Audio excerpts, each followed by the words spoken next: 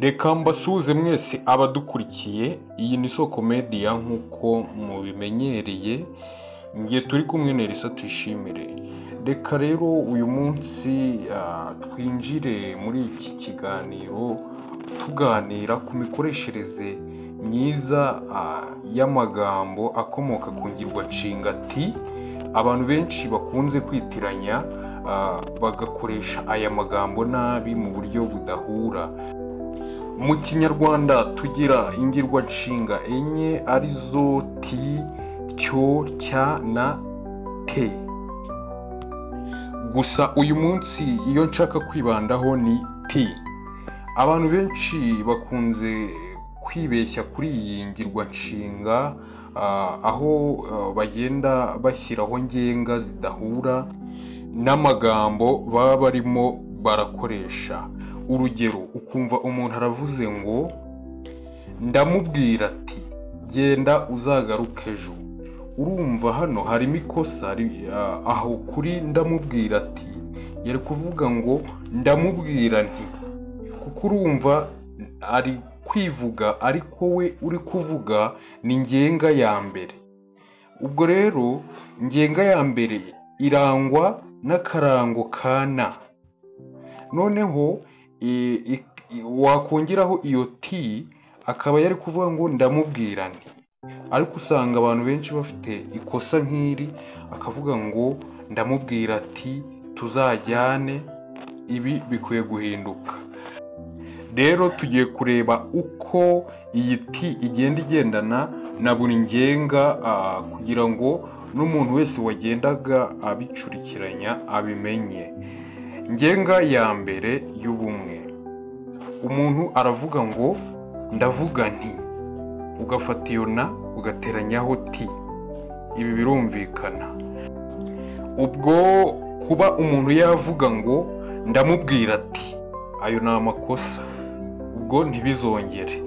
Reka rero turebe no kuri ngenga ya mbere y'ubwinshi, aho tuvuga ngo turavuga tuti.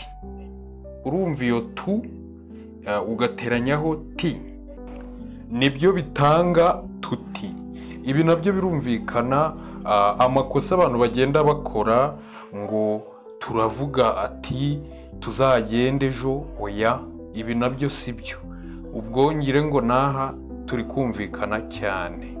Ngenga ya kabiri y'ubumwe, iyi ngenga yo ifite akarango ka u. Ni ukuvuga ngo wowe uravuga, wowe urakora, wowe uravuze uti. Ni urugero, wowe ugende umubwire uti. Urumva iyo u uteranyijeho igicumbi ti bitanga uti. Ubwo naha ngira ngo birumvikana cyane. Reka tugere kuri ngenga ya kabiri y'ubwinshi, iyo twita muti. Ni ukuvuga ngo dufashe mu duteranyaho ti, ariko ni irangwa na mu. Mwebwe muravuga, mwebwe muragenda, n'izindi ngero nyinshi wagenda ukoresha kuri iyi ngenga. Ni ukuvuga ngo ni mu, mwebwe mumeze gutya. Mu niyo iranga ngenga ya kabiri y'ubwinshi. Urugero rero tujyanishije ni ngirwanshinga ti, twavuga ngo muravuga muti. Ubwo dufashe mu duteranyaho ti, bitanga nyine ngenga ya kabiri y'ubwinshi. Reka dukomereze kuri ngenga ya gatatu. Ngenga ya gatatu y'ubumwe akaba ari ngenga irangwa na a.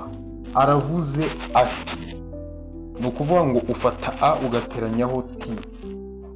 Urugero, aravuze ati. A rero hano igendana na ti nyine kuri ngenga ya gatatu. Iyo uvuga umuntu wundi usubiramo ibyo avuze. Reka tuyirebe nanone iyi ngenga mu bwinshi, akaba ari ngenga irangwa na ba. Baravuze bati. ni ukuvuga abo bantu bo baravuze bati iyo usubiramo amagambo yavuzwe n'abantu benshi ukoresha nyine iyi baravuze bati, ntago wavuga ngo baravuze ati. Aya ni amakosa bikwiye gukosoka. Dore rero ibyo dukwiye kuzirikana, ari nako ngera ku musozo w'iyi video nari naguteguriye. Mu kinyarwanda tugira ingirwanshinga enye zifite ibicumbi ari byo ti, cyo, cya na te. Izo ngirwanshinga nibanze ku ngirwanshinga ifite igicumbi ti, abantu benshi bakunze kwitiranya, aho twavuze ko ngenga ya mbere y'ubumwe irangwa na na, urugero ndavuze nti. Tugakomeza kuri ngenga ya kabiri y'ubumwe nanone ariyo irangwa na u, uravuze uti. Tugakomeza kuri ngenga ya gatatu y'ubumwe ariyo a, urugero aravuze ati. Tugakomeza kuri ngenga ya mbere y'ubwinshi irangwa na tu, turavuze tuti. Tugakomeza kuri ngenga ya kabiri y'ubwinshi irangwa na mu, muravuze muti. Tugakomeza na ngenga ya gatatu y'ubwinshi irangwa na bo baravuze bati. Ni ibintu byumvikana. Reka rero mbabwire yuko iyi ngirwanshinga yagendaga icanga abantu benshi, bahuza amagambo uko adahura, noneho umuntu amenye uko azajya ajyanisha ngenga n'ibyo ashaka kuvuga.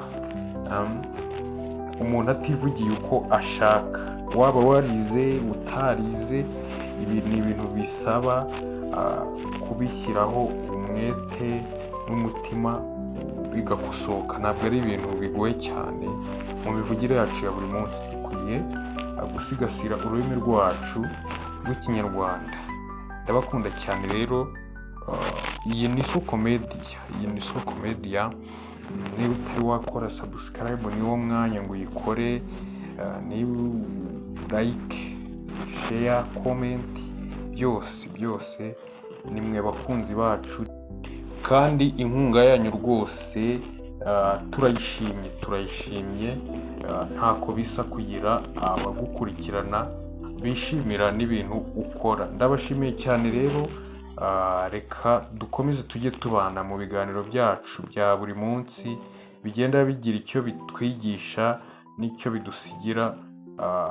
Niyo mpamvu natwe turaha kugira ngo tugende twungurana ibitekerezo ku byo tubona muri sosiyete yacu umunsi ku wundi. Ndabashimiye rero. Reka mbabwire ngo inkuru zacu zo nakagaruka. Amahoro y'Imana nabane namwe.